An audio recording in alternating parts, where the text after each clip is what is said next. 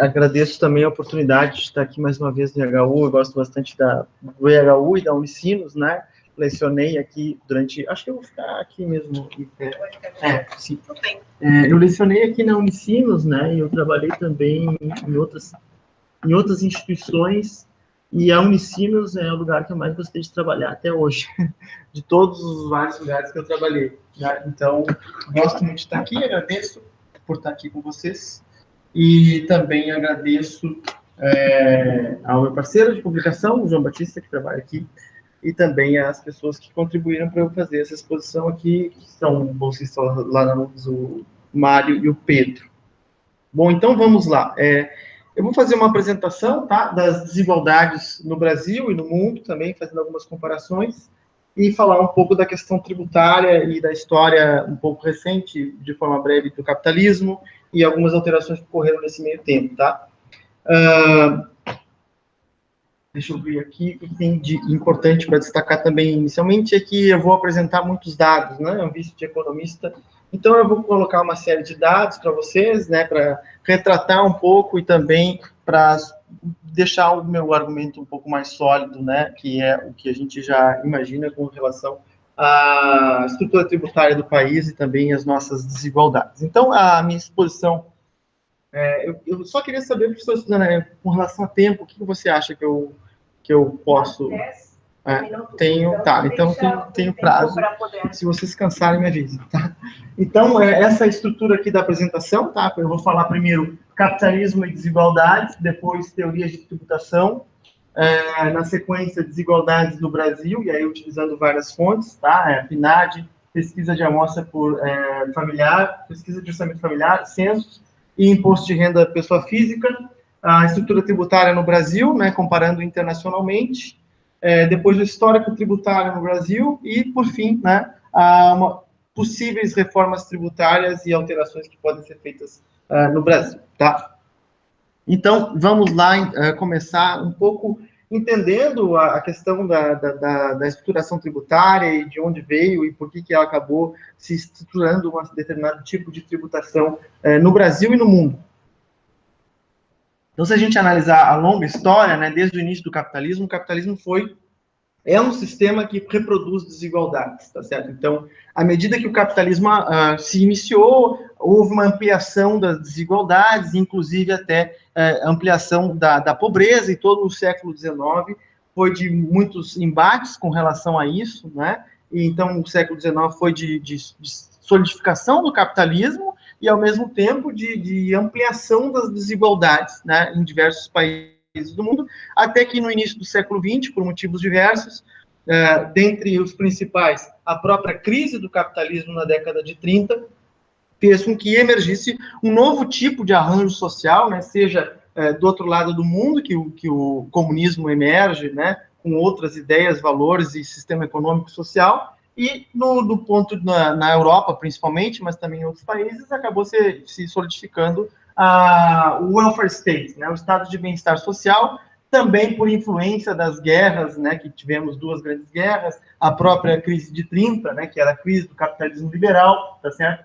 E do ponto de vista teórico também, e político, eu tenho Keynes, né, que desafia um pouco o liberalismo, né, e também do ponto de vista político, Roosevelt nos Estados Unidos, que aplica o New Deal, né, a Guerra Fria, alterações no sistema financeiro internacional, que fazem, então, que haja muitas mudanças, né, inclusive na tributação do mundo, tá certo? Em diversos países, tá? Então, o que foi o próprio welfare state? Né? O welfare state, então, ele surge devido, né, às profundas desigualdades do capitalismo, né? Então, a oligopolização da economia, ou seja, à medida que a economia se desenvolve, eu tenho cada vez mais grupos maiores com poder econômico cada vez mais significativo, né? E isso também gerou luta de classes, né? Greve, sindicalização, formação de partidos trabalhistas que reivindicavam, então, cada vez mais direitos e também direitos através do Estado, que são os serviços públicos que acabaram sendo consolidados no século XX. Tá? Então, eu tenho a formação desses partidos, o pânico do socialismo, o que abre, então, espaço para que haja uma série de serviços públicos, né, principalmente previdência, assistência social, saúde e educação, que são formas de distribuição de renda de forma indireta, tá certo? Bom, então, então, só para falar de forma rápida, assim, do welfare state, e tentando trazer como isso influencia na questão da desigualdade, né? Então, esse período do auge do welfare state, da social-democracia, que foi o período que houve maior ampliação dos direitos sociais, dos direitos trabalhistas, de ampliação do salário, né, e também crescimento econômico consistente, ampliação das expectativas de vida, enfim, melhorias gerais, né, na população do mundo, foi o período, a chamada Era Dourada do Capitalismo, que foi de 45 a 73, tá?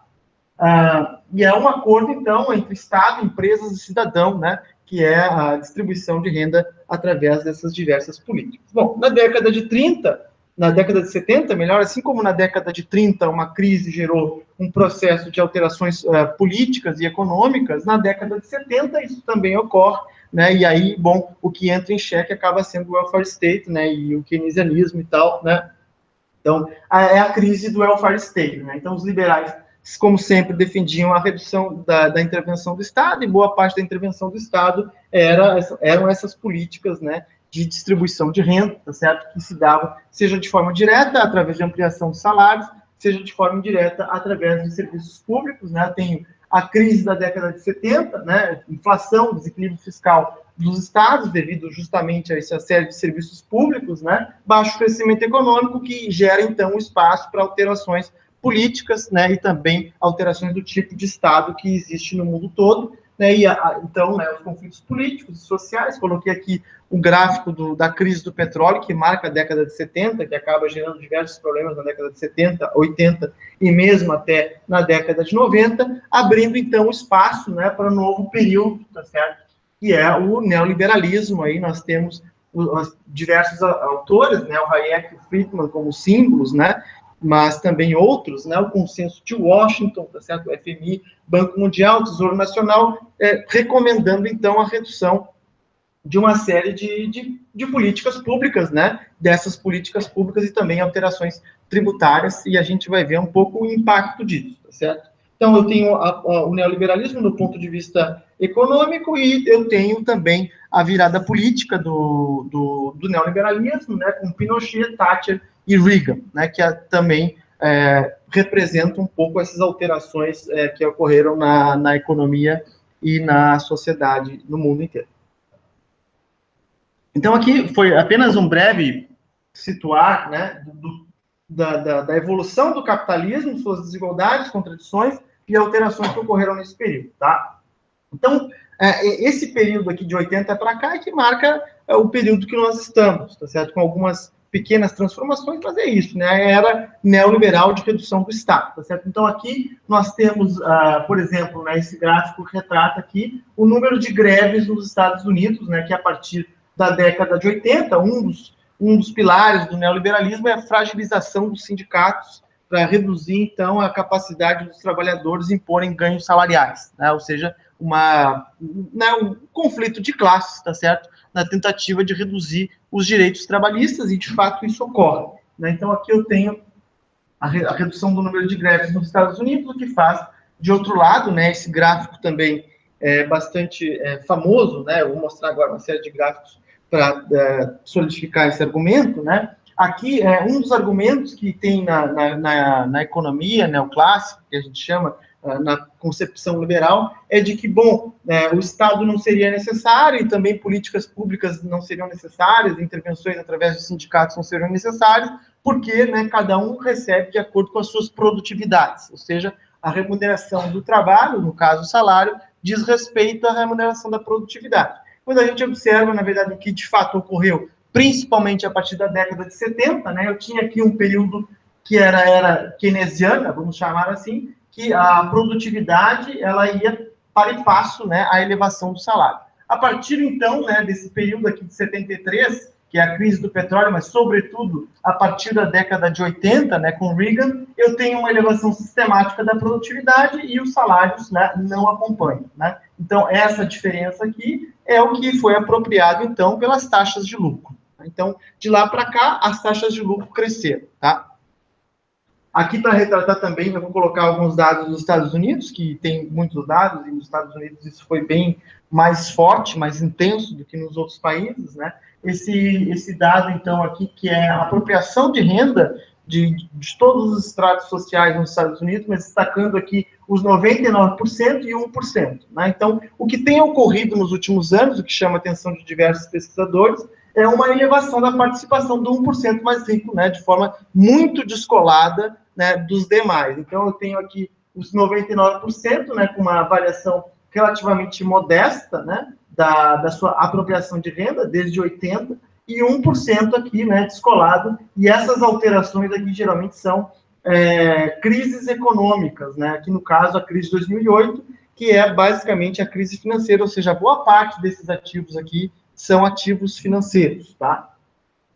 Esse gráfico também que retrata a mesma coisa, mas separando um pouco mais, né, o que aconteceu nos demais estratos. Então, eu tenho aqui, por exemplo, né, esses estratos mais baixos, né, de renda, os últimos, né, os últimos quintis, né, separando em 5 partes iguais, 20% mais pobres, de 20 a 40, de 40 a 50, a 60, de 60 a 80, e assim sucessivamente, eles tiveram uma redução da sua participação de renda, tá?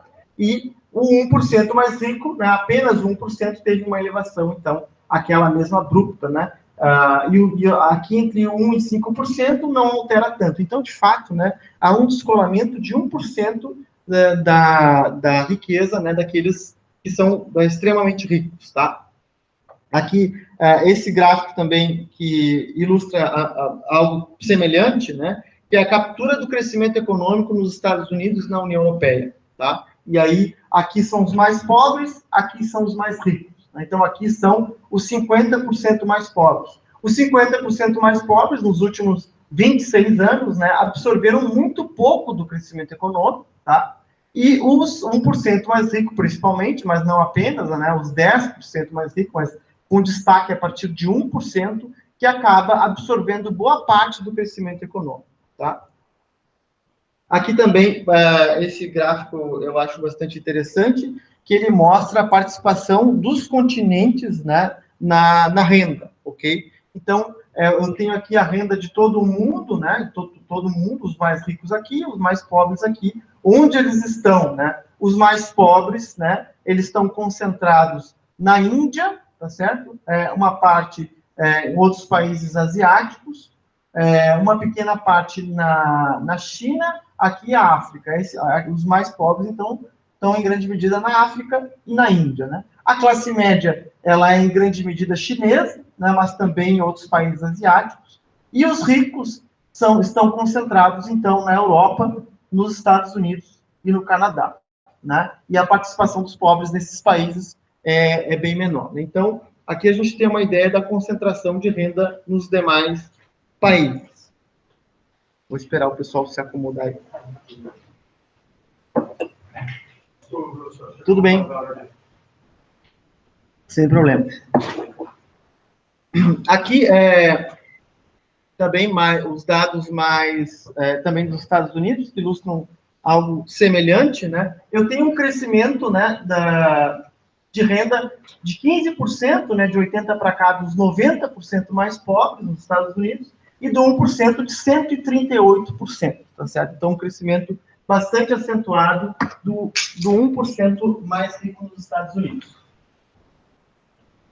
Outro elemento aqui também que ilustra o mesmo ponto anterior, né, que é o descompasso, então, da produtividade do salário, aqui pegando o salário mínimo e o salário médio. O salário médio nos Estados Unidos, né, de 70 para cá, ele teve um crescimento muito modesto, né, praticamente estagnado, na verdade, teve um período de redução e uma recuperação recente, mas praticamente no mesmo patamar. O salário real mínimo teve, na verdade, uma queda, né, uma queda do salário mínimo e a produtividade do trabalho cresceu. Ou seja, eu tenho um descompasso entre a produtividade e o rendimento do salário mínimo.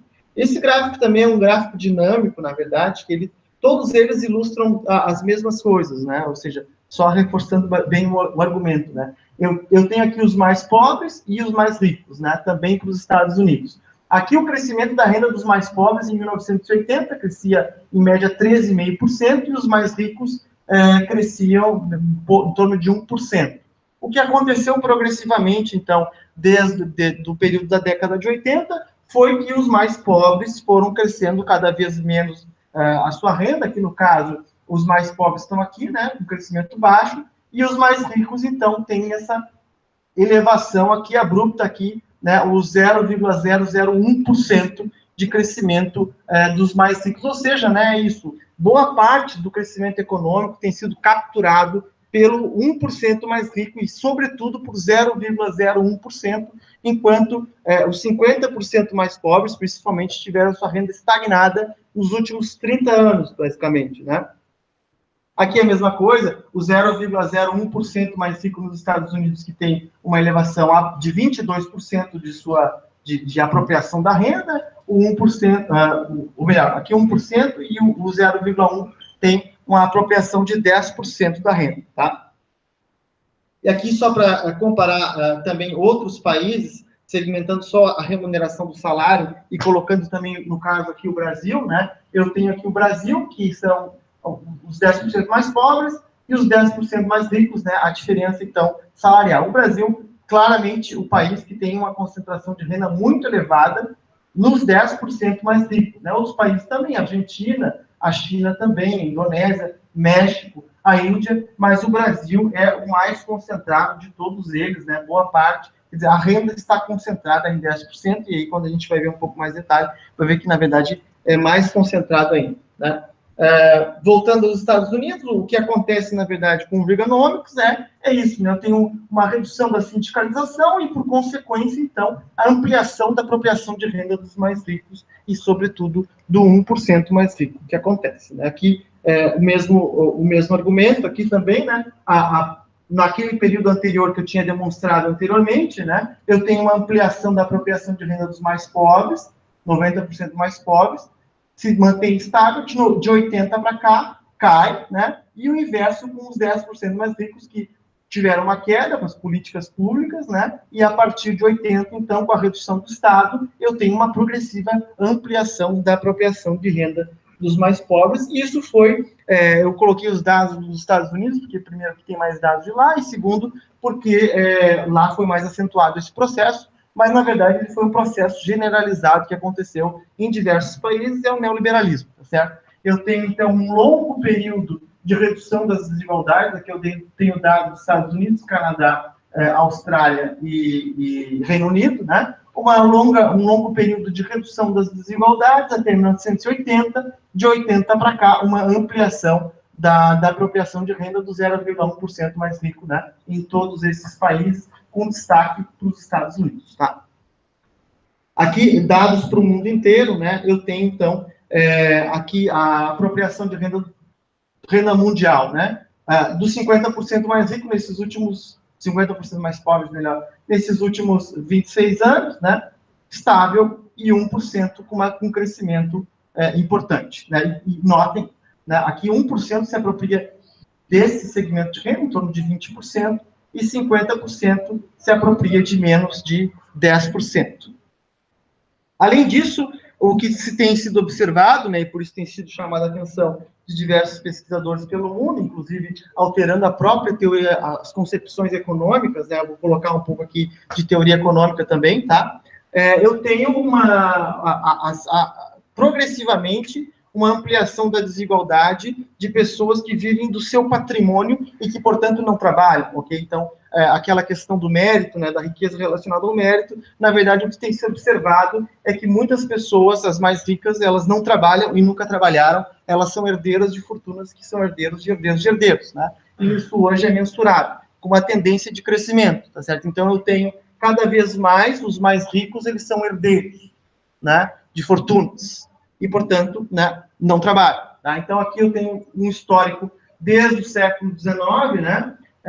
Eu tenho um período aqui é uma comparação, na verdade, do Piketty, né, dos mais ricos com relação aos 50% mais pobres. Tem um período de redução, né, das pessoas que viviam de suas heranças, a gente vai ver por que depois, e depois, né, eles tiveram uma ampliação de tal forma que os que são mais ricos são né, tem uma renda 10 vezes superior, em média, 10, 12, 13, do que os 50% mais pobres. Enquanto que aqueles que vivem de seu trabalho, né, historicamente, ele tem uma estabilidade nessa comparação, ou seja, né, mesmo que ela não é, portanto, tá certo, habilidade, talento, destreza que justifica a desigualdade, em grande medida, é, na verdade, a fortuna prévia, né, das pessoas. Então, entrando um pouco aqui na questão teórica, que é o segundo ponto. O primeiro ponto foi, então, a história do capitalismo, as transformações e as diferenças de desigualdade nesse período. Entrando um pouco na questão teórica, né? Quer dizer, essa virada política que tem ali no governo Reagan, Thatcher, né? Mas também isso acontece em todo o mundo, ele tinha também por trás, né, uma concepção teórica, né, de tributação. O que se sedimentou ao longo do tempo é que, bom, é ponto pacífico, tá? Que o capitalismo, sim, ele gera desigualdades, né? E aí, bom, a questão é como compensar isso, como deve ser feito. Durante um vasto período, né, no século XX, se consolidou uma visão de que deveria ser compensado via desgastos públicos, né, saúde, educação, previdência, assistência social, e, de outro lado, via tributação. Tá? O que aconteceu de 80 para cá é que ambos foram revertidos progressivamente. Foi reduzida a tributação sobre os mais ricos e também foi reduzido o gasto social de diversos países, o que, bom, o resultado é evidente, uma explosão da desigualdade, que é o que nós temos hoje, né? Então, só para analisar um pouco a teoria da tributação ótima, que se consolida naquele período anterior, né? Bom, o que diz a teoria e por que ela surge, né? Porque o que fez com que houvesse uma ampliação da tributação sobre os mais ricos e da ampliação dos gastos sociais ao longo do século XX foi a crise do capitalismo, a crise da década de 30, as duas grandes guerras, né? E a emergência do comunismo, a ameaça comunista que tinha do outro lado do mundo.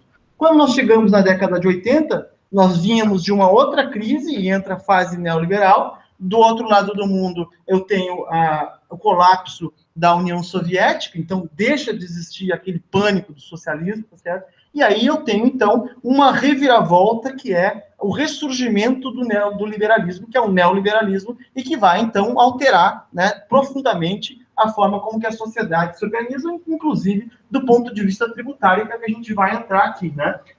O fim da União Soviética, então, fez com que houvesse uma redução do gasto social e também a redução dos tributos sobre os mais ricos pelo mundo afora, capitaneados por Ronald Reagan e Margaret Thatcher, né? E tem toda uma justificativa teórica para dizer que, bom, na verdade, o capitalismo, ele é, na verdade, a busca pelo lucro, e essa busca pelo lucro, quanto maior ela for, mais vai ter crescimento econômico, tá certo? Então, à medida que você reduzir a tributação sobre os mais ricos, você vai estar incentivando com que eles invistam, e, portanto, isso vai gerar crescimento econômico, investimento, e, portanto, vai beneficiar a todos, né? E aí, bom, essa é a concepção teórica, né? Os mais pobres seriam beneficiados pelo aumento da renda dos mais ricos, porque eles vão gerar investimento, vão empregar, vão fazer a economia girar, certo? Então, o que justificaria a redução de tributos, né, que foi implementada não apenas pelo Reagan, mas também pelo Bush, agora pelo Trump, né, dos mais ricos, tá? Que é a ideia do trickle down, né? Você joga lá o vinho, né, na taça de cima, e à medida que essa taça enche, ela vai gotejando para os outros estratos sociais. Tá? Então, essa é a ideia. Então, a ideia da teoria da tributação ótima é um imposto de renda linear, né? Ou seja, eu teria uma tributação neutra e a redistribuição seria através de políticas públicas. Né? A tributação ela seria neutra, né?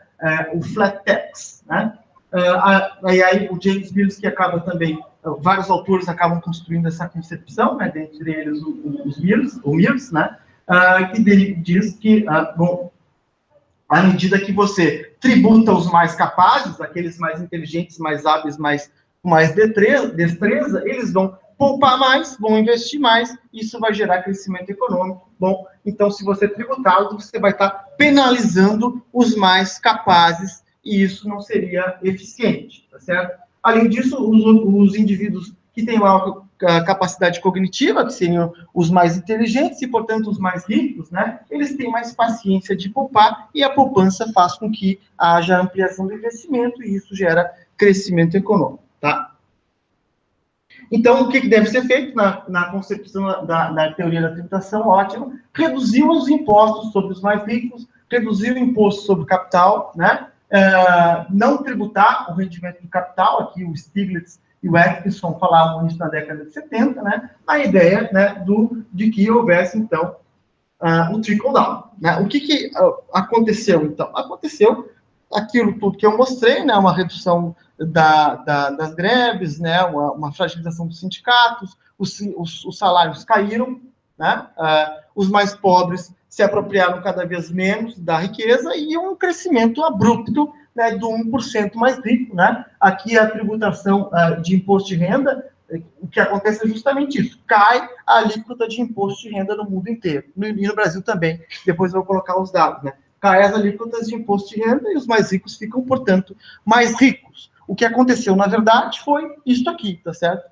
Foi exatamente isso que aconteceu, os mais ricos foram se apropriando, e eu mostrei os dados antes, né, e o gotejamento não ocorreu. Na verdade, ocorreu uma ampliação das desigualdades, os 50% mais pobres não aumentaram a sua renda, né, e 1% cresceu muito a sua renda, tá? E, bom, na verdade, o que aconteceu foi que o investimento também não aumentou. A ideia é que, você reduz a tributação e aumenta o investimento. Aí você olha a série histórica, deveria ter colocado, o investimento cai. E o crescimento econômico cai também. Não traz crescimento econômico, não traz investimento, não traz mais empregos, não traz elevação do salário. Então, o que trouxe? Concentração de renda, ok? Concentração de renda, foi isso que aconteceu. Aqui, né, tem essa figura, né, and we told and then we told them the wealthy will trickle down, tá certo? Aí eles disseram, então a riqueza vai gotejar para baixo, tá bom, né? E todos acreditaram, as políticas foram alteradas e agora a gente pode observar, né, com dados, de que não ocorreu isso, ok? E não é só a gente que está dizendo isso, diversos teóricos do mundo inteiro estão dizendo isso, diversos atores políticos do mundo inteiro estão dizendo isso, e isso está chegando, inclusive, na alteração de políticas públicas. Para começar, os próprios autores, né, que fizeram a concepção do trickle-down disseram, olha, aquilo que a gente previa não aconteceu. O que aconteceu foi uma ampliação da desigualdade no mundo inteiro, sobretudo nos Estados Unidos, que foi quem aplicou mais essa política. Né? Então, o James Mill reconhece que houve uma ampliação da desigualdade. Tá? O próprio FMI também lançou um documento recente, vou citar aqui, né, mas ele fez um documento, um estudo longo sobre isso, dizendo, olha, é preciso rever, né, de fato isso não ocorreu, o investimento não aumentou, não trouxe crescimento econômico, o salário não veio, né, o que aconteceu foi uma concentração brutal da renda, como nunca se tinha observado, tá? O Peter Diamond também diz, olha, as hipóteses da teoria da tributação ótima não são compatíveis com a realidade, é preciso se dobrar aos fatos, né, tem que tributar, então, né, os indivíduos mais capazes, ok? Tem que tributar a riqueza, é isso que esses autores estão dizendo, né? Os próprios autores que constituíram as teorias. Os Stiglitz dizem, olha, tributação do capital, né, tem que ser feita, né? Porque aquela concepção da validade teórica daqueles fundamentos não existem, né? Não existem. O Zero Capital Tax, né? A forma como que foi concebido aquele modelo não é real, não se aplica à realidade. Né? Então, os resultados mostraram que eles estavam errados e eles reconhecem isso. Ok? Reconhecem, de fato. Aqui o Atkinson também diz, tem que, então, implementar uma estrutura tributária mais progressiva. Taxar heranças e doações, tributar a propriedade de forma progressiva, né? E também descontar os impostos dos mais pobres. Né? O Piketty também, que ficou famoso por causa disso, mostrando esses dados, né? Tem que, então, tributar renda, tributar patrimônio, né? Tributar riqueza, para, então, né, tributar o rendimento da propriedade para compensar, principalmente, todo esse período, né? A CEPAL, na mesma linha, né, fez estudo nesse sentido, que mostra, olha, tem que tributar patrimônio e herança, certo? Então, aumentar a tributação sobre os mais ricos e também o próprio FMI, né? O próprio FMI, um documento lançado ano passado, tem que aumentar a tributação sobre os mais ricos para reduzir as desigualdades e utilizar esse recurso para investir em educação, saúde e também renda universal básica, FMI, né? A publicação ressalta que os resultados empíricos não suportam os argumentos que as taxas de imposto mais elevadas iriam contribuir negativamente para a economia. Isso não ocorreu, né? Considera ainda que algumas economias avançadas podem aumentar a progressividade tributária, no caso, os próprios Estados Unidos, né? Então, agradecer mais uma vez para o João aqui, que também contribuiu com essa apresentação, tá? Então, vamos entrar aí nos dados de desigualdade do Brasil.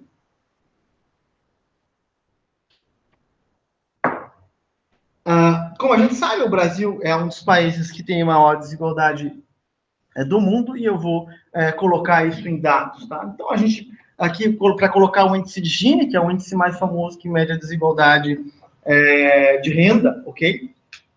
Ele teve um período de redução das desigualdades recentes, né, que não está aparecendo os anos, mas são os anos recentes, tá? Não sei por que desapareceram os anos aqui, mas são os últimos anos, tá? Eu tive um período, então, de redução das desigualdades de renda no Brasil. E aqui também o Gini, de diferentes formas que é medida, a renda individual, a renda do trabalho, a renda domiciliar per capita, ou renda do trabalho total, né, considerando também a renda do capital, todos eles caíram, né, a partir de meados dos anos 2000, né, passaram por um período de redução das desigualdades. A gente sabe um pouco por quê, vou tratar um pouco de por que isso ocorreu e também colocar alguns outros dados que relativizam um pouco esses resultados, né. A despeito disso, o Brasil ainda figura, né, entre os maiores níveis de desigualdade do mundo. Acima da gente, pelos dados de surveys, né, de pesquisas domiciliares, está a África do Sul, China, Índia, Costa Rica e depois nós, tá? Ainda depois México, Chile, Turquia, Estados Unidos e assim sucessivamente. Então, nós estamos lá na ponta. Um dos motivos que fez com que houvesse uma redução da desigualdade foi o crescimento do salário real, que foi observado aqui nos últimos anos. Eu tive um período de crescimento do salário mínimo real, que impacta bastante nos níveis de desigualdade, tá? Ainda, eu tive, no período aqui de 2004 a 2015, uma ampliação, né, da remuneração dos empregados, né, em participação do PIB, e, consequentemente, uma redução da participação dos lucros, né, quando eu somo PIB, quando eu somo lucros e salários, eu tenho, então, o PIB, tá certo? Então, eu tive um período de crescimento do salário e, consequentemente, uma redução dos lucros no PIB, né? Esses dados aqui da PNAD retratam também, né, uma redução da participação de renda dos 10% mais elevados no Brasil, tá? De 95 a 2015, e, consequentemente, uma elevação da apropriação de renda dos mais pobres, né? Quando a gente olha os extremos, fica bem claro que houve, então, uma redução de desigualdade de renda nesse período. O problema que eu vou tratar aqui também, vou mostrar para vocês, é que esses dados, eles são problemáticos quando se observa a riqueza dos mais ricos. E, na verdade, esse era o único dado que existia no Brasil, né, os dados de serviço, que é feito pela PNAD, tá? Pelo IBGE. Quando a gente pega o IBGE de 2017, a gente tem aqui, né, a estratificação de todos os níveis de renda. 5% mais pobres ganham, em média, R$ 252 mensais, e o 0,01% ganha 40 mil. Aí a gente observa, né, com outros dados que estão disponíveis recentemente, que esses aqui estão bastante subestimados, tá?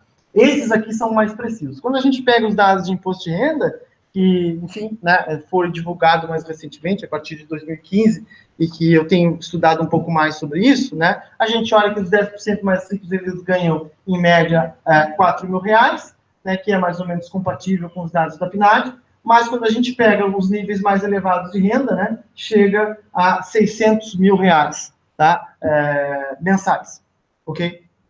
Os 0,01% mais ricos do Brasil, eles ganham R$ 690 mil mensais em média, tá? 0,05, eles ganham 420 mil em média, e 0,1 89 mil, então é a partir daqui que está, de fato, a concentração, como se observa no mundo inteiro, né, quem ganha a partir de 23 mil, né, reais mensais. E com esses dados eu fiz uma estimativa, né, sobre também a riqueza, porque eu tenho fluxo mensal de riqueza, de fluxo de riqueza, né, através do salário e lucros, ou aluguéis, e tenho a riqueza patrimonial acumulada, tá? Então, aqui é a distribuição da riqueza patrimonial no Brasil. 90% da população detém 12% da riqueza.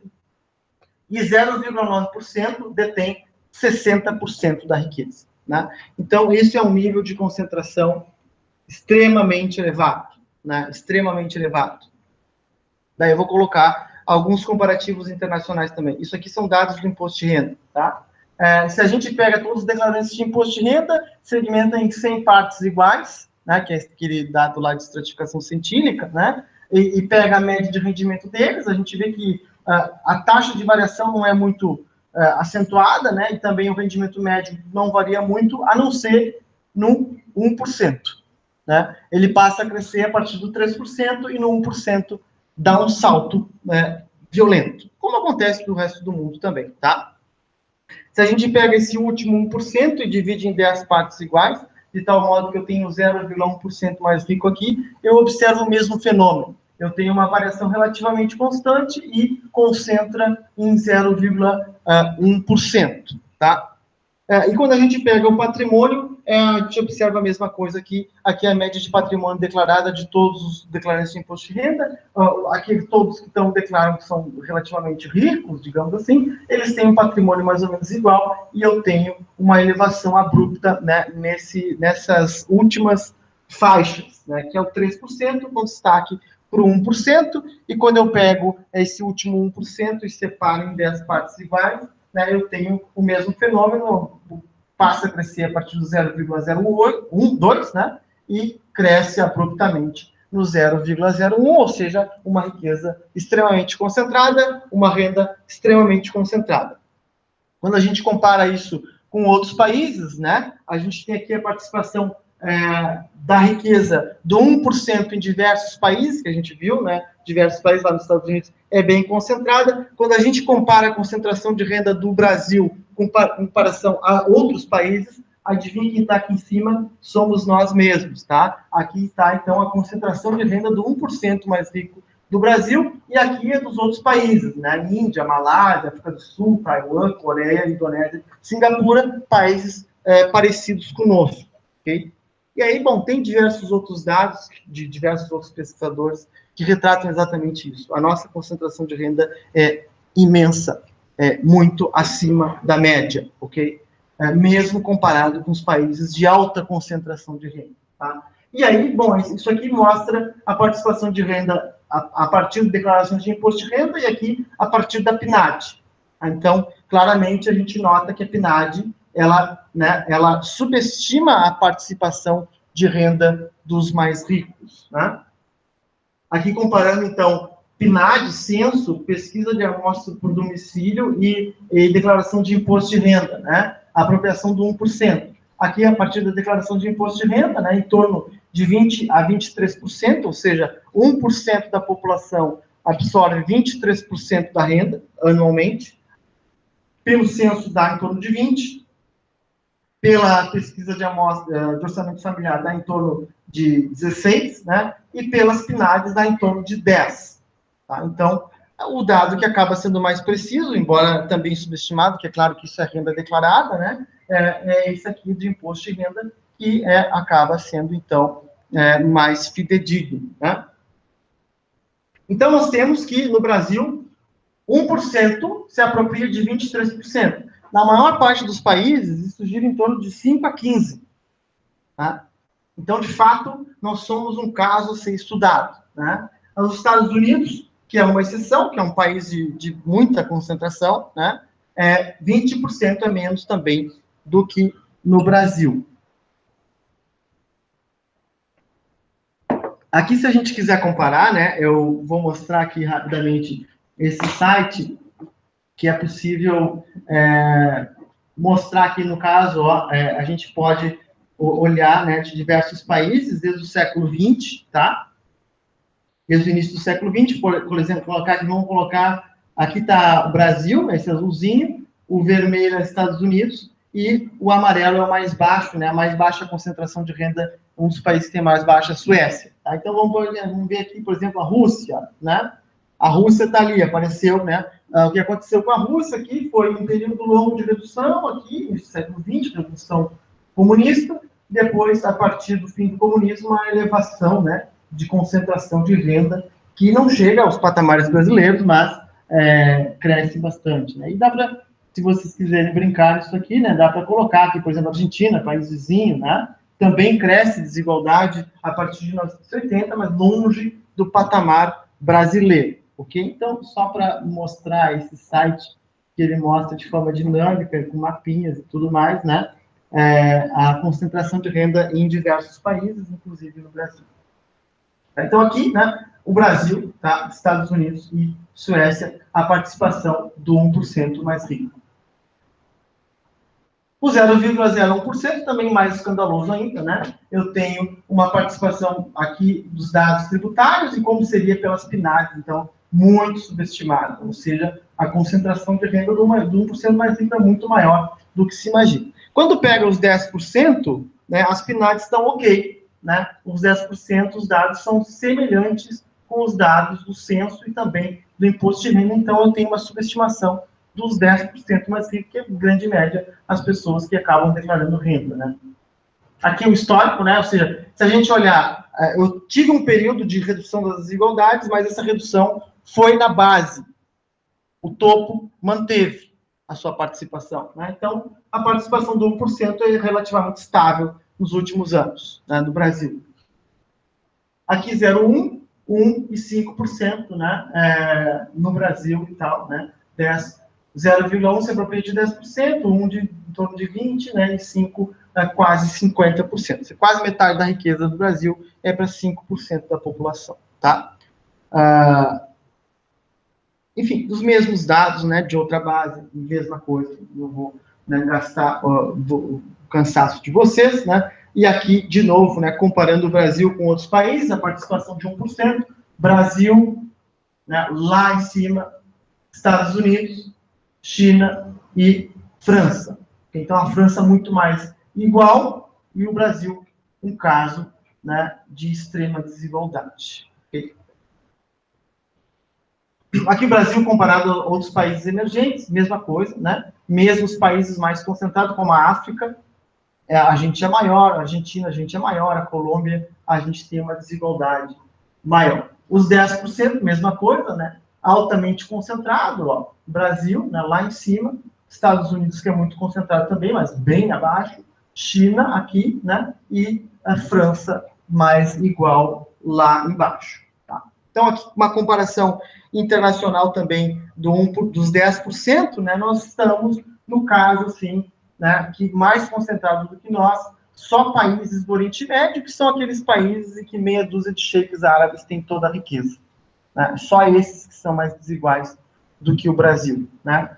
A gente tem uma desigualdade parecida com a da Índia, parecida com a da África, só que um pouco maior. Enfim, né? Rússia, Europa é o caso mais igual em termos de renda. A questão que não quer calar, né? Por que é assim? Tá certo? E eu já vou dar o palpite para vocês, é porque a nossa estrutura tributária é tenebrosa, certo? Ela beneficia demais os mais ricos, assim, como um caso espetacularmente diferente dos outros países. Okay? Então, ao contrário do que dizem por aí, que a carga tributária, lero. Quando a gente olha os dados, não é isso que se observa, tá? Então, olha aqui, ó, a 1%, aqui é a mesma coisa, né? A 40%, né? A 1% se apropria quase a mesma coisa do que a classe média, que são os 40%, tá? Aqui, os 50% inferiores, que é o contrário. O Brasil está aqui embaixo, né? E os outros países estão lá em cima. França, né? Com 50% se apropriando de 23%, um país muito mais igual. E aqui, esse dado também é interessante, né? Quer dizer, tem vários dados interessantes, né? Que eu sei que eu estou mostrando, mas assim, vocês vão ficar convencidos, tá certo? Com dados, ok? de que, de fato, é isso mesmo, ok? Aqui, ó, 1% de vários países, ó. O que mostra esse gráfico é que quanto maior é a renda per capita do país, né, menor é a desigualdade, olha só.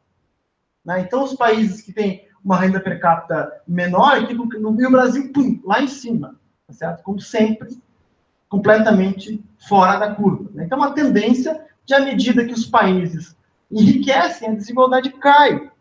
E isso se dá, em grande medida, pela configuração do Estado desses países e pela estrutura tributária desses países, como eu vou mostrar para vocês. Tá? Esse aqui, os dados das pessoas mais ricas no Brasil, não vou cansar muito vocês. Tá? Vou logo comparar a estrutura tributária, quer dizer, a gente sabe, o capitalismo concentra renda. Como se faz para compensar isso? Para se manter a sociedade minimamente civilizada. Foi isso que aconteceu ao longo do século XX, através de tributos sobre os mais ricos e serviços públicos para os mais pobres. É isso que garante a estabilidade do capitalismo. Do contrário, ele gera crises. Foi o que aconteceu na década de 30, e por isso o seu colapso. O conserto foi justamente esse, ok? Aumentar a tributação para os mais ricos, prestar serviços públicos para os mais pobres, e a sociedade consegue se manter. O que tem acontecido de 80 para cá? O inverso. O que está acontecendo? Crises, rupturas democráticas, concentrações insustentáveis, redução do crescimento econômico, né? Pessoas vivendo em ilhas paradisíacas e a maior parte da população miserável. É isso que voltou a acontecer com o neoliberalismo, ok? E isso não sei eu que estou dizendo, é todo mundo que está dizendo. Aqui é a carga tributária comparada, né, de diversos países. Tem um mito de que o Brasil tem a maior carga tributária do mundo. Falso, mentira, deslavada, ok? Vários países mais ricos têm cargas tributárias bem maiores. Dinamarca é o caso, né, de 50%, França, Bélgica, Finlândia, Itália, Áustria, Suécia, todos esses países têm uma carga tributária mais elevada do que o Brasil. Mas, além disso, né, a nossa carga tributária, como a gente sabe, já, infelizmente, isso está se popularizando, né, os mitos estão caindo, as mentiras deslavadas não têm mais argumentos diante dos dados, né, a gente observa que a nossa tributação é escandalosa. Né? A tributação sobre renda e lucros, o Brasil está lá na lanterninha, ok? É baixíssima. Enquanto que os países que estão nos níveis melhores de desigualdade, eles tributam renda e lucros. Como a Dinamarca, como a Islândia, Nova Zelândia, Noruega, Bélgica, Finlândia, Suécia, Canadá, Itália, Luxemburgo, enfim, Estados Unidos, Suíça, Irlanda, Reino Unido, todos os países, né, ricos e considerados, tributam bem mais do que nós, ok? Renda e patrimônio. Quando a gente olha as alíquotas máximas de imposto de renda, adivinha quem é quem está aqui? Nós, né? Todos esses países aqui, Suécia, Dinamarca, Holanda, Japão, todos, né? China, França, Grã-Bretanha, Estados Unidos, China, todos eles têm alíquotas de imposto de renda bem maior do que no Brasil. O máximo do Brasil é 27,5%, né? Alguns outros países chegam a ser quase 60%. Por que isso? Foi isso que a gente aprendeu na história da humanidade, ok? É assim que o capitalismo se mantém. Do contrário, a gente tem tendências de guerras, caos e conflitos insustentáveis. Quando a gente pega o quanto que os mais pobres pagam de imposto no Brasil, quanto que os mais ricos pagam de imposto no Brasil, a gente já sabe, se popularizou. Os mais ricos não pagam imposto no Brasil. Quem paga são os mais pobres. E é por isso que nós temos escândalos de desigualdade no país. Né? Olha aqui, ICMS. Os mais pobres pagam muito ICMS, os mais ricos não pagam. Por quê? Porque eles não consomem toda a sua renda. Né? E o mesmo vale para PIS e COFINS. Nós temos impostos regressivos. Né?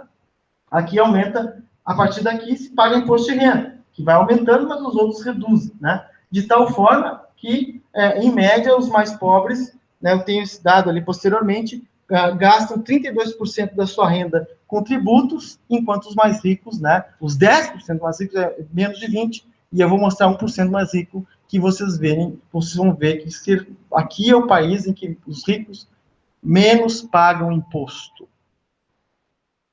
Comparação aqui com outros países, né? A participação no imposto de renda, que é um imposto progressivo, comparado com outros países. A Dinamarca é 50% da arrecadação, nos Estados Unidos 37%, na Alemanha 24%, né? Reino Unido 28%, países liberais, Estados Unidos, né? Reino Unido, né? O Brasil é 7%, tá? 7%. A alíquota máxima de imposto de renda, a Alemanha é 42%, né? Não, aqui é 45%, 35%, Argentina, né? A Coreia do Sul 38%, Estados Unidos 39%, Reino Unido 45%, né? A média do Ocidente 35%, Brasil 27%, tá? Então, a gente tem, né, comparando o Brasil com outros países, que a tributação sobre renda e lucros do Brasil, que esse vermelho, é pequena. Ó, né? A Argentina também. Sobre a folha, né, é relativamente elevada, comparada ao Chile, comparada à Noruega, inclusive, né? Sobre bens e serviços, que pega mais os mais pobres, né, é alta. O Chile também, isso é um caso da América Latina. A Argentina também, e a América Latina, não por acaso, alta concentração de renda. México também, né? Estados Unidos, tá aqui, né? Baixo, ok? Os impostos dos Estados Unidos é o imposto sobre consumo.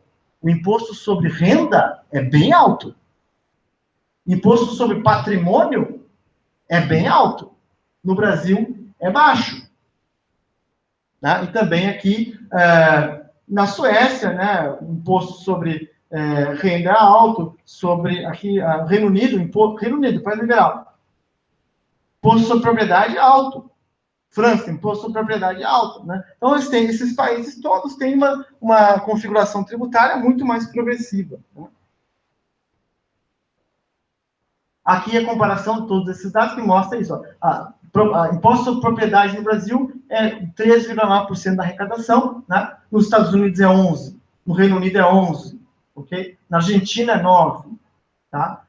E assim sucessivamente. Tá? Aqui, imposto sobre patrimônio, sobre herança no Brasil, né, é ridículo, tá certo? Aqui, ó, a alíquota média é 8%.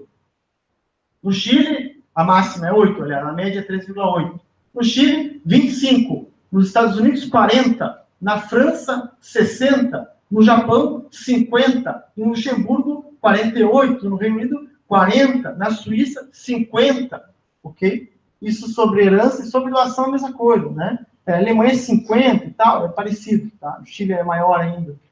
Enfim, os tributos sobre herança e doação, baixos no Brasil, em tributos sobre propriedade, são baixos, em tributos sobre a renda, são baixos, tributos sobre lucro, são baixos, ok? Aqui, tributação sobre ganhos de capital, né? Isso aqui também popularizou, felizmente. Isenção de imposto de renda sobre ganhos do capital, né? 0,00. Né? Alemanha, 26, Estados Unidos, 23, França, 19, Reino Unido, 30. Então, né, resumindo, a nossa tributação não reduz a desigualdade. E isso é mensurado, né, através de índice de Gini antes e depois da tributação. Nós temos aqui que no Brasil... não, esse aqui não tem o Brasil, né? Esse aqui tem o Brasil, né? Aqui é a tributação, a desigualdade antes e depois da tributação. Quanto mais para cima, mais desigual é o país. Estamos aqui. Isso aqui é dado do FMI, tá? É o estudo do FMI. Quanto mais para cima, mais desigual é o país. Estamos aqui. Quanto mais para a direita aqui, mais o país reduz a desigualdade após a tributação. Como o caso aqui, sei lá, Islândia, Noruega, né, Tchecoslováquia, Suécia, Canadá, Dinamarca e tal, nós estamos lá. Ou seja, a nossa tributação não reduz a desigualdade praticamente. Enquanto todos os outros países civilizados reduz. Okay? Muito. Quanto mais civilizado, mais reduz. Então, o imposto de renda reduz a desigualdade no Brasil em 2,1%, ou melhor, 3,6%, na média de 2,1% na América Latina. Na União Europeia, varia entre 11% e 13% de redução da desigualdade. Esse gráfico também é para, né, tirar de vez alguns mitos da nossa mente. Ele mostra o seguinte: quanto maior a carga tributária, menor o índice de Gini. Quanto maior a tributação, menor a desigualdade. Claro, é para isso que serve, ok? Então, os países que têm maior carga tributária, Suécia, Finlândia, Alemanha, Áustria, Bélgica, Canadá, têm desigualdade menor. Nós estamos no ponto de desigualdade máxima, mas ainda fugimos aqui, né? Porque a nossa tributação é extremamente... Né? Aqui, a redução da desigualdade antes e depois da tributação. Quanto maior o verdinho, mais reduz a desigualdade com a tributação. Dinamarca, Noruega, Suécia, Finlândia, tal, né? Nós estamos fora dessa redução de desigualdade, tá? Então, vamos olhar aqui. Tudo bem, pessoal? Vocês estão aumentando? Tranquilo? Então, tá. Quer falar alguma coisa? Senão fica só eu falando. Tudo em ordem? Vamos lá, eu vou sair daqui que refutar isso aqui é praticamente impossível, né? Porque é uma coisa que, de fato, ficou evidente, né? Óbvia, não há como dizer o contrário, né? Todo mundo está... O FMI está mostrando isso, a CEPAL está mostrando isso, vários pesquisadores do mundo inteiro estão mostrando isso, então eu acho que a gente tem que se dobrar os fatos, como dizem os próprios teóricos que lançaram as ideias, né, que contradizem esses dados. Então, né, aqui a evolução da tributação do Brasil, né, o imposto de renda ele surgiu na década de 20, ele foi ampliando progressivamente a progressividade, né, os impostos sobre a renda e sobre o patrimônio foram se elevando até a década de 60 no Brasil, chegou no patamar máximo no governo João Goulart, né, que com um patamar de 65% de imposto de renda para os mais ricos, né? Ele, bom, acabou tendo o golpe militar, talvez não tenha sido por acaso, né? Então, aí, imediatamente, o que aconteceu? Reduziram a tributação, né, sobre os mais ricos, ok? Os governos militares, então, posteriormente, eu tive um processo, primeiro de relativa estabilidade e depois de redução da tributação sobre os mais ricos, e não por acaso, esse período foi também de elevação da concentração de renda no Brasil. Né? As alíquotas foram reduzidas, eram 14, foram para 12, hoje nós temos 4. Né? Com a redemocratização e o crescimento do liberalismo, né, do neoliberalismo no mundo inteiro, eu tenho uma redução da tributação sobre os mais ricos, na ideia de que os mais ricos iam investir, gerar emprego, renda, etc, etc. Né? No Brasil não foi diferente, e no Brasil também não foi diferente, que não houve ampliação do investimento, nem do crescimento econômico, nem da renda, nem tudo aquilo que se imaginava. O que aumentou foi a desigualdade, ok? Então, aqui, em 88, saiu de 45 para 25, em 98 foi levada para 27, né? E também aqui na década de 90, auge do liberalismo, eu tenho redução ainda de tributação sobre o rendimento do capital, né? Em 95 foi estabelecido o juros sobre capital próprio, que pega uma parte do rendimento das empresas e contabiliza como custo, que faz com que haja redução da tributação do capital, né, das empresas, e também que antes era tributado em 15%, e em 96, então, a isenção de imposto de renda para distribuição de dividendos, né, que é um caso absolutamente peculiar. Quer dizer, vários países fizeram isso, vários países reverteram isso diante dos fatos, ok? De que não houve ampliação do investimento, do crescimento, etc, etc. O Brasil não fez. Tá? Nós continuamos com a isenção de tributação sobre os mais ricos. Além disso, né, nós temos diversas aplicações financeiras com isenção de imposto de renda, ao contrário do que acontece com o rendimento do trabalho, por exemplo, né, que paga uma alíquota máxima de 27,5%. Quem tem aplicação financeira e não trabalha, vive disso, é feliz, porque além de não trabalhar, não paga imposto de renda, ok?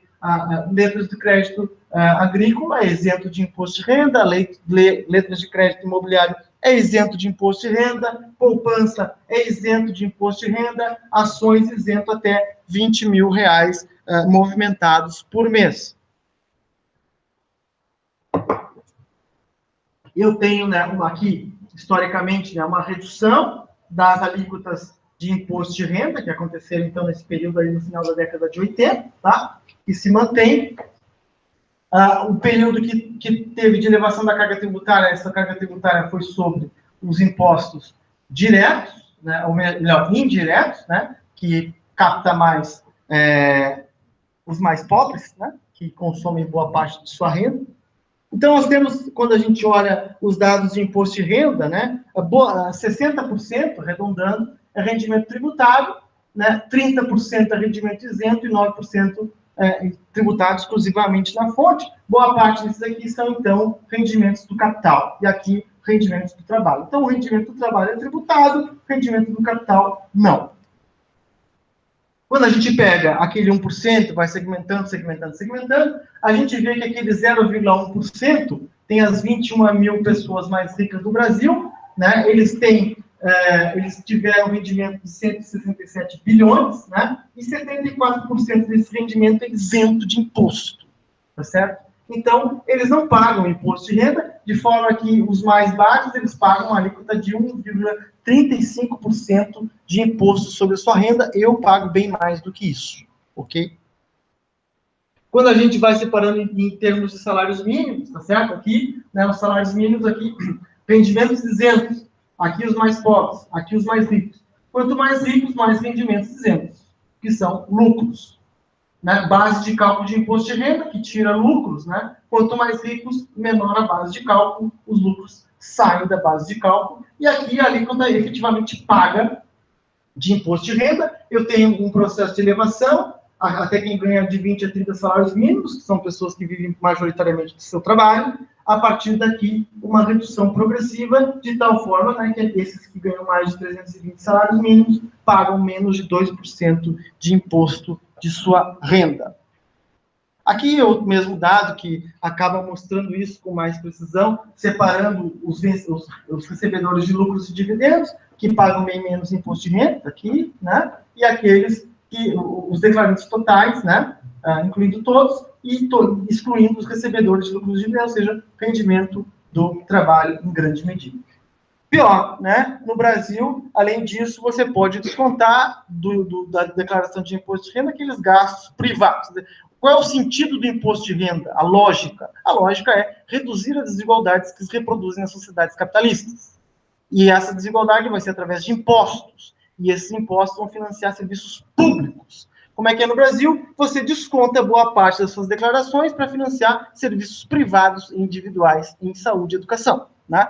Então, aqui eu tenho que os mais ricos, eles descontam, né, até 18 mil reais de imposto. Isso aqui é basicamente serviços médicos, tá? Que são gastos privados e não públicos, ok? Esse aqui é o gráfico que eu falei antes. Ele mostra aqui, né, os mais pobres e os mais ricos. Quanto que eles gastam em tributação indireta? Então, os mais pobres gastam muito, quer dizer, em tributação indireta, porque consomem boa parte de sua renda, ou quase toda, na verdade toda, né? Os impostos estão justamente nesses produtos, tá certo? E aqui, então, quanto mais rico, menos paga imposto indireto, e o imposto direto ele vai crescendo de acordo com a renda, logicamente, tá? Então, né, já indo para o último ponto, né, é evidente, né, à medida que os dados são mais transparentes, que eu tenho a literatura internacional, que eu tenho teóricos, né, que fizeram essas concepções, que mostram que eles estavam errados, se eles que fizeram a teoria disseram que está errado, quem é capaz de defender? Ninguém, tá certo? Então, o que acontece é que, de fato, a gente precisa de uma reforma tributária no Brasil, e isso é um tema urgente, né? Urgente. Nós precisamos de uma reforma tributária que tribute mais os mais ricos, porque é isso que todos os países civilizados fazem, é isso que foi feito, é isso que a literatura aponta, é isso que a FMI aponta, é isso que a CEPAL aponta, é isso que todo mundo aponta. Por que não acontece? Bom, né? Não preciso dizer muito. É claro que os mais ricos não querem. Né? Vamos lá, então, o que pode ser feito, né? A gente tem uma legislação que não encontra paralelo, né? Que é essa redução de base tributária, né? Que tem alguns países que não fazem isso, alguns países faziam e estão revertendo, né? Que tiram, então, parte do lucro, coloca como juros sobre capital próprio, que é uma forma de contabilizar como custo, que tira a base tributária dos lucros, né? Então, a maioria dos países da OCDE reduziu a tributação sobre o lucro das empresas, que é isso que estão fazendo, né? E aumentou sobre a distribuição ao acionista. Então, é isso que o Brasil pode fazer também, né? Reduzir os tributos sobre as empresas, sobre a pessoa jurídica e aumentar sobre a pessoa física, né? No Brasil, 45% da arrecadação vem do ICMS, tá certo? Não, melhor, aqui, os impostos sobre alimentos, 45% é ICMS, tá? Então, quer dizer, os alimentos são muito tributados e pega todos, né? Quer dizer, e aí, bom, né? Além disso, né, os bens supérfluos no Brasil, eles são bem menos tributados do que são no resto do mundo. Então, nós temos claramente, né, uma tributação que favorece os mais ricos. Isso aí ficou absolutamente claro, limpo, translúcido e irrefutável, ok? Então, o que a gente pode fazer? A gente pode, por exemplo, né, nós temos o quinto maior país em extensão. Né, os impostos sobre a propriedade rural representam 0,04% da arrecadação.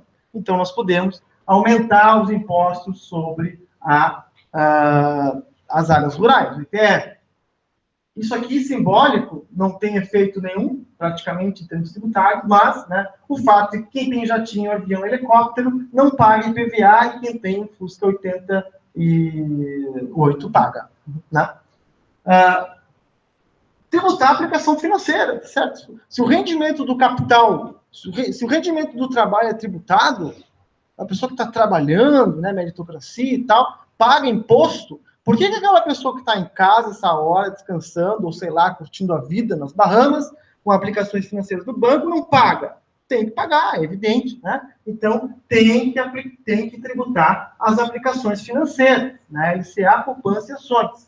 E a movimentação bancária. Isso aqui, outras coisas absurdas que falam por aí, na época da CPMF. Não, a CPMF. CPMF é um tributo progressivo, né? Que pega quem movimenta banco, quem tem conta em banco. A maior parte da população do Brasil não tem sequer conta em banco, ok?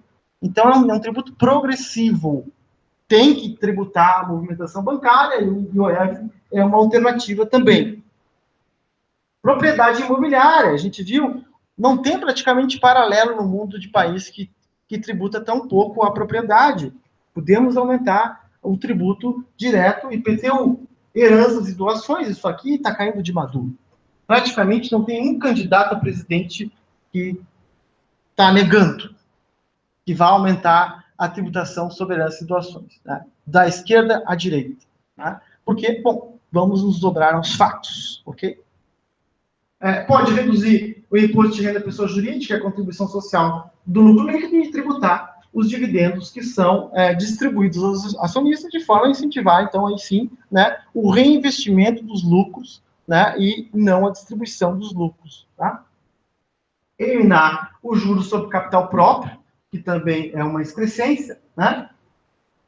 Eu posso, de outro lado, não precisa aumentar a carga tributária, não. Né? Não precisa. Você pode, de outro lado, compensar, né, como fizeram todos os outros países do mundo, através de redução de impostos diretos sobre medicamentos, por exemplo, alimentos, energia elétrica, gás de cozinha, material de construção, transporte coletivo, fogão, geladeira, imóveis de baixa qualidade, né, que você estaria deixando, então, esses produtos mais acessíveis e melhorando sensivelmente o poder aquisitivo das pessoas, de todas as pessoas, mas com destaque, é claro, para as pessoas mais pobres, tá? Que pagam bem mais do que os ricos.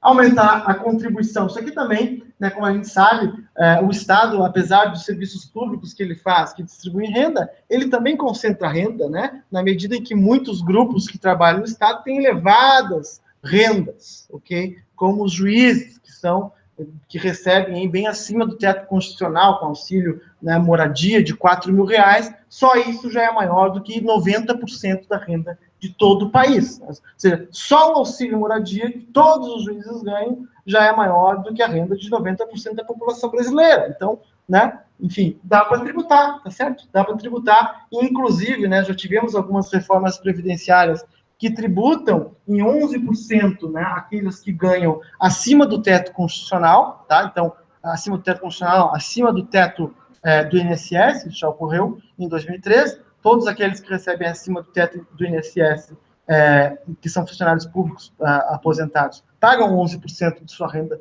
pro resto da vida, né? E me parece que para aqueles que ganham 20, 30, 40 mil reais, dá para aumentar essa alíquota, ok? Que é uma forma de fazer ajuste fiscal, entra receita na hora, né? E também justiça social, né? E vamos combinar que num país com uma renda média de 2 mil reais, né? 90% da população ganha menos de 4 mil, alguém se aposentar pelo Estado ganhando 30 mil, não tem justificativa meritocrática para isso, ok? Então, dá para aumentar a tributação sobre a contribuição previdenciária de quem recebe acima do teto, né? Dá para tributar a remuneração dos títulos da dívida pública, a gente sabe, né?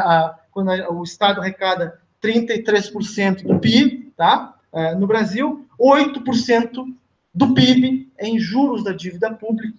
Okay? Então, dá para tributar, né? Esses que estão recebendo 8% do PIB sem fazer nada, né? Não tem trabalho nenhum, né? É só lá emprestar para o governo, ok? Com a segurança máxima, dá para tributar, né? Isso é o dobro do que se gasta em saúde pública para 200 milhões de habitantes no país inteiro. Então, quer dizer, dá para tributar a remuneração dos títulos da dívida. Dá para aumentar as alíquotas de imposto de renda da pessoa física. Como a gente viu, o Brasil tributa muito pouco a pessoa física, né? E, sobretudo, aqueles que recebem lucros e dividendos, né? Então, isso aí é espetacular, né? Então, além disso, aqueles que recebem rendimento do seu trabalho, o que também faria um conserto sobre o rendimento daqueles que ganham 20, 30, 40 mil do Estado. À medida que você aumenta a tributação sobre o imposto de renda, você vai, então, também reduzir a própria desigualdade que o Estado produz, tá? Então, é só para falar, quando a gente fala aqui de imposto de renda sobre o consumo, tem impostos sobre o consumo que são justificáveis do ponto de vista moral, ambiental, etc., né? Como o caso dos impostos sobre automóveis, impostos sobre combustíveis, né? A gente está destruindo o planeta, tá certo? Então, na minha opinião, tem que tributar mesmo os combustíveis, né? Embalagens plásticas, né? Tem justificativa também ambiental, moral, para a questão da tributação sobre alguns bens, né? E, ao mesmo tempo, poderia reduzir a tributação sobre outros bens. Então, aqui, para fechar, tá? Algumas projeções com relação à possibilidade de arrecadação que poderia haver, se aumentasse a tributação de 15% sobre a repartição de lucros, isso geraria em torno de 41 bilhões, se fosse 20%, seria 55 bilhões, tá? Se fosse a tributação do lucro, que parece justificável, né, for igual ao do, né, não precisa ser tão, não precisa ser zero, né, não pode, vamos ser que seja igual ali, né, a do trabalho, seria 67 bilhões, tá? Se aumentasse uma alíquota de imposto de renda para 35%, chegando nos patamares parecidos nos níveis internacionais, 24 bilhões, né? E se fosse feito uma alíquota de 40%, chegaria a 38 bilhões de arrecadação. Se fizesse, né, a ampliação de imposto de renda da pessoa física e também a tributação sobre dividendos, chegaria a 105 bilhões a preço de 2017. Está aqui, então, as projeções. Então, é isso, agradeço pela atenção, obrigado.